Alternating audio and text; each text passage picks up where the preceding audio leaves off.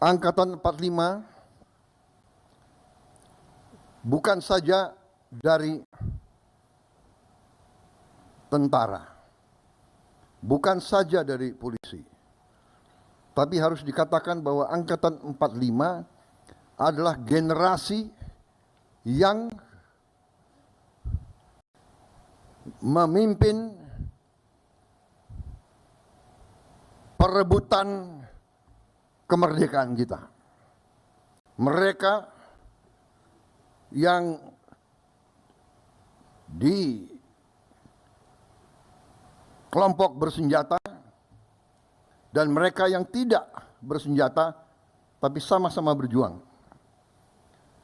Angkatan ini memiliki ciri khas yang ciri yang sangat khas. Saya kira mereka-mereka yang merasakan hubungan langsung dengan Angkatan 45 akan membenarkan pendapat saya. Banyak yang merasakan langsung, saya kira Pak Tri, Sri Sultan, ayahanda dari Sri Sultan, seorang pejuang, seorang jenderal TNI, menghadapi Belanda di Yogyakarta.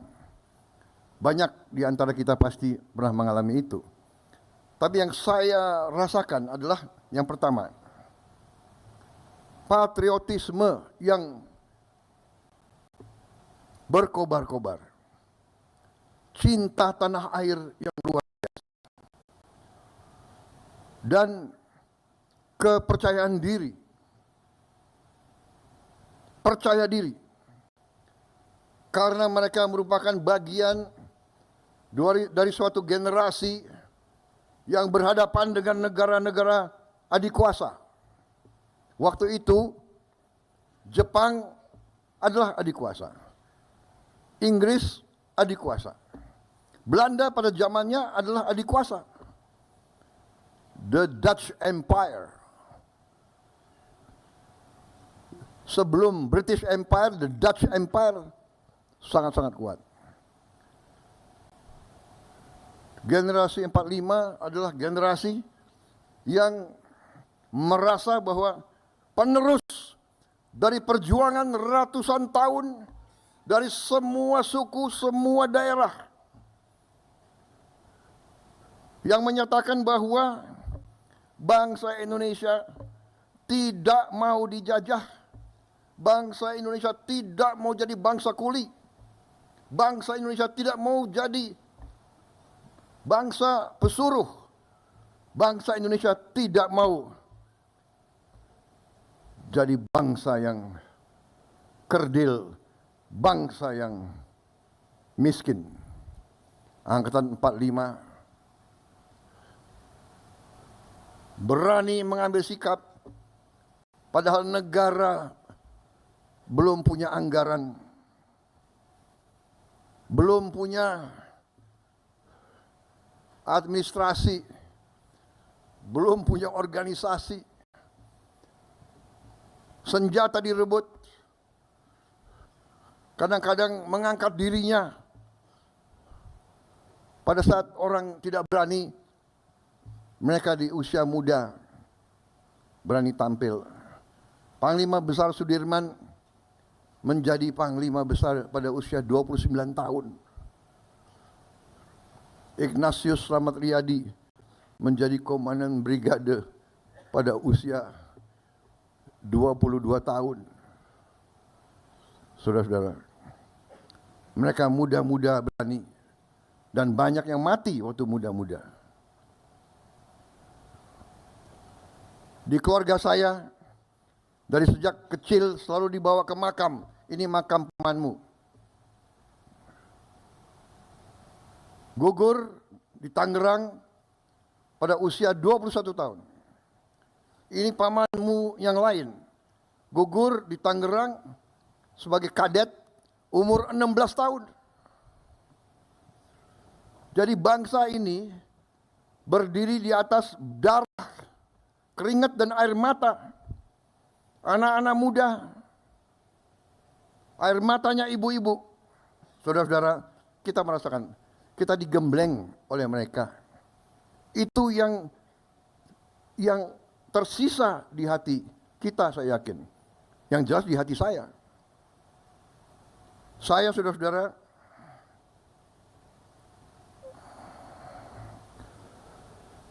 bersama saudara-saudara hampir semua, banyak senior saya di sini, guru-guru saya.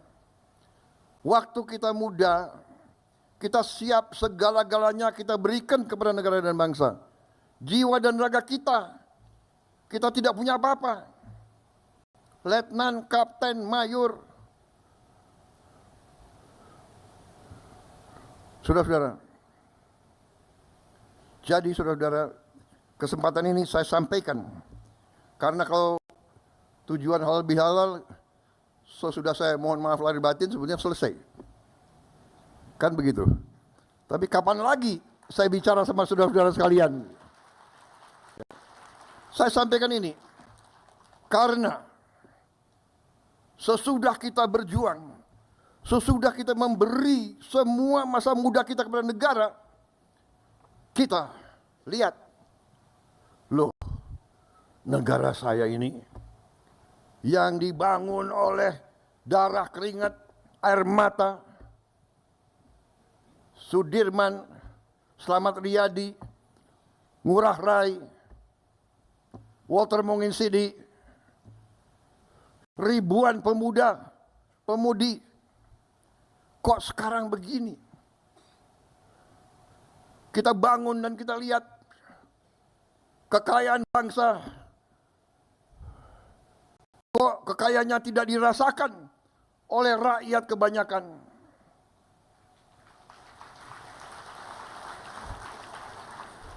Kok senior-senior saya banyak yang begitu pensiun, hidupnya susah, rumahnya masih kontrak. Panglima-panglima saya, jenderal-jenderal saya, komandan-komandan saya lihat there is something wrong. Kita lihat, kita mau take off,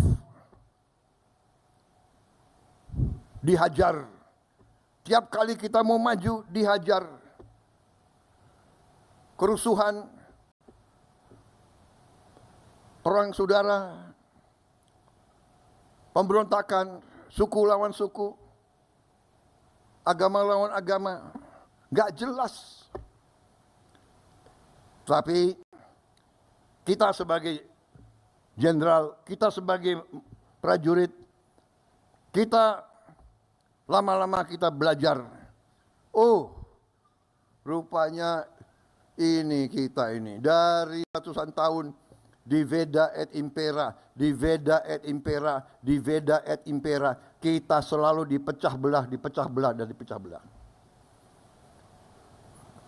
Dan karena kita dipecah belah,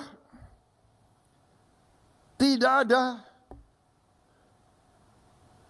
maaf, harus saya katakan, terjadi suatu kelengahan di mana elit kita kadang-kadang lupa dengan rancang bangun perjuangan pendiri-pendiri bangsa kita.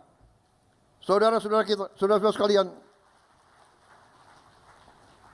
suatu kehebatan angkatan 45 yang kita akui, Bung Karno dan generasi-generasi itu memberi kepada kita Pancasila dan Undang-Undang Dasar 1945. Dan itu selalu menjadi pegangan kita, seolah-olah Sabta Marga ada Pancasila, ada Undang-Undang 45. Sumpah Prajurit ada. Setiap produk selalu ada Undang-Undang Dasar 45 Pancasila. Tapi maaf, saya katakan banyak di antara elit yang tidak memahami atau tidak mau memahami atau pura-pura tidak mau lihat arti dari pasal-pasal penting dalam Undang-Undang 45. Dan karena itulah kita melihat bahwa kekayaan kita selama puluhan tahun mengalir ke luar negeri. Kekayaan kita tidak tinggal di republik kita. Ini sumber masalah. Dan karena inilah saya terjun ke medan politik. Saya terjun ke medan politik karena Angkatan 45 mengajarkan kepada saya dan kepada kalian semua bahwa kita harus menyelamatkan bangsa dan rakyat dan tanah air kita. Dan mereka mengajarkan kepada kita semangat tidak mengenal menyerah. Saya tidak rela kekayaan bangsa kita tidak dinikmati oleh rakyat Indonesia. Saya tidak rela. Dan karena itu